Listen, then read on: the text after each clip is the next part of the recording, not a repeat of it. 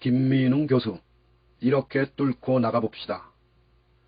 요즘 이 책을 읽지 않으면 아마 제대로 대화에 끼지 못할 겁니다. 박태웅의 눈 떠보니 선진국. 영어로 된 부제는 이미 선진국, 하지만 아직은 글쎄 라는 의미로 already but not yet. 영.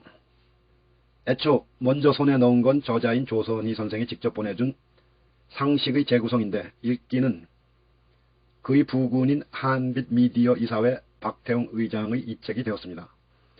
조선희 선생에게 미안하다는 말을 하고 있는 거죠. 상식의 재구성도 조만간 읽고 평을 올릴 겁니다. 1. 책 제목 옆에 붙은 또 다른 부제는 앞으로 나아갈 대한민국을 위한 제언으로 되어 있습니다. 이 책은 디지털 혁명의 발목을 잡고 있는 현실을 하나하나 지목하고 디지털 혁신 생태계의 미래를 선보이고 있습니다. 너무나도 중요한 제안들입니다. 결국 우리는 지금 속도 빠른 새로운 현실로 진입해야 하는데 디지털 혁명의 눈으로 보면 구석기 시대 시스템을 그대로 쥐고 그걸로 미래의 입구를 틀어막고 있다면 기가 막힐 노릇이 아니겠습니까? 이 유토피아의 반대는 디스토피아입니다. 그걸 유토피아로 안다면 비극이겠죠. 머리 좋다 싶으면 거의 죄다 법대 의대 쪽이 되고 마는데 그러면 10년 뒤 골목골목에 오로지 성형외과 아니면 변호사 사무실이 있을 뿐인 나라. 변호사가 할 일 없이 성형을 하고 의사가 소송을 거는 품앗이라도 해주지 않으면 돈이 아예 순환이 되지 않을 나라. 이건 그의 말대로 일그러진 생태계가 만들어낼 디스토피아입니다. 물론 과장으로 설정한 세계이지만 이런 쪽으로 가는 경로가 굳어지고 있는 게 우리 현실이니 늦기 전에 바꿔야 합니다. 3. 지금까지 단단하다고 여겼던 것들이 어느 날 갑자기 녹아내리더니 공기처럼 흩어져 사라지는 일이 생겨납니다. 이 와중에 그 전환의 열쇠를 손에 갖지 못하면 같이 흔적도 없이 멸종되는 겁니다. 오래전 텔렉스라는 것이 있었어요. 이걸로 타이핑을 해서 교신하는 건데 신문사에서 외신도 이걸로 받았습니다. 그런데 글자 하나하나 다 돈이라 가급적 짧게 쓰는 방식이 텔렉스 영어였습니다. 가령 please는 PLS, thank you는 TKS. 그런데 팩스가 나오니까 하루아침에 텔렉스는 자리만 차지하는 무용지물이 되고 말았습니다. 오래전에 제가 본 사물혁명의 현실이었습니다. 바로 그렇게 우리가 지금 텔렉스 신에 갇혀서 세상을 살아가고 있다면 매우 곤란하겠죠. 4. 이걸 어떻게 뚫고 나갈 건가? 눈 떠보니 선진국은 매우 중요한 주제도 아주 쉽게 전해주고 있습니다. 전달의 중요성을 완벽하게 파악하고 있는 거죠. 관료주의의 타파, 시장 내부의 독과점, 산업혁명 시기의 표준화의 늪 등 여러 가지를 말하고 있습니다. 읽다 보면 후반부의 암호 이야기는 흥미진진합니다. 직접 읽어보시기 바랍니다. 그런데 제가 주목한 건 이 모든 것 가운데 박태웅의 책에서 참된 선진국의 조건, 뉴런의 자유결합이라는 제목이 붙은 장의 발상입니다. 그는 우리 뇌의 정보처리 시스템인 뉴런이 서로 자유롭게 결합하면서 창의적 사건을 만들자는 주장을 합니다. 집단지성도 이런 자유결합의 산물이다. 어떤 문제든 어디인가에는 전문가가 있기 마련이다. 그물망처럼 연결된 네트워크 위에서 기획 없이 결합한 지성은 어떤 개인보다 뛰어나다. 우연한 만남과 임의적 협력의 생태계를 구축하는 일의 소중함을 일깨우고 있는 것입니다. 서로 다른 세포 조직이 하나로 합쳐 공진화를 했다는 새로운 진화론을 내세운 린 마굴리스의 디지털판입니다. 오랜 진화의 시간을 거쳤던 세포혁명과는 달리 이때 중요해지는 것은 질문의 능력입니다. 6. 질문의 능력에 따라 뉴런의 결합 과정과 유형이 엄청난 다양성과 속도를 지니게 됩니다. 세상은 매우 복잡하고 각자 독자적으로 움직이고 있는 주체들이 얼마나 다양한 변수와 조건 속에서 이리저리 부딪히는지 아무도 예측할 수 없습니다. 복잡계인 거지요. 제가 하나 거드는 의미로 1980년대에 창설되어 바로 이 복잡계 연구를 집중적으로 하는 산타페 연구소, 산타페 인스티튜트 이야기를 덧붙여 보겠습니다. 이 연구소는 독자적인 주체들의 자발적 움직임이 스스로 자기 조직화의 체계를 만드는 걸 주목하게 됩니다. 이것이 갖게 되는 창의적 진화는 대단합니다.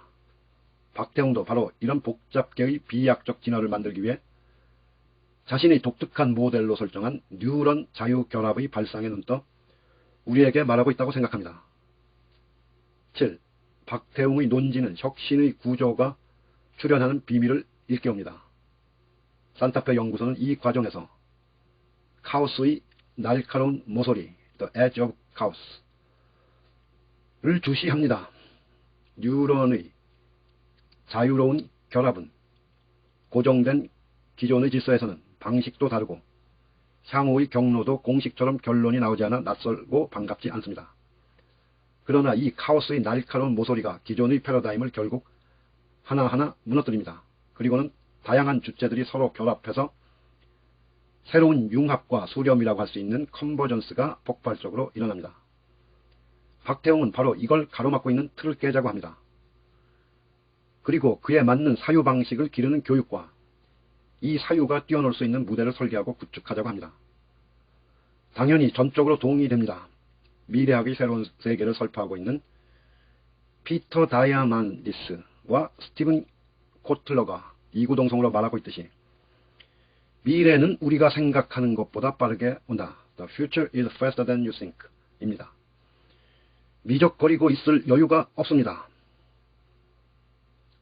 8. 최근 저자 박태웅 그리고 대단히 뛰어난 디지털 쪽 전문가들과 함께 토론을 할 기회가 있었습니다. 이때 저는 아주 유쾌한 경험을 할 수 있었습니다. 저는 강의를 할 때도 학생들에게 질문을 쏟아붓고 그 학생이 기껏 용기를 내고 답을 하는 중간중간에 질문과 반론으로 지속적으로 그 논법에 개입해 들어갑니다. 이건 자칫 상대의 말에 끼어들기가 되어 기분이 좋지 않을 수 있습니다. 그래서 미리 그렇게 한다고 예고합니다.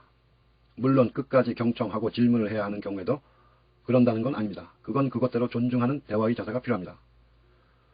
그런데 논의를 진전시키는 토론형 대화에서는 제가 하는 방식은 발언자의 본래 설정한 경로나 전제 또는 설명과 방식과 결론을 흐트러뜨립니다.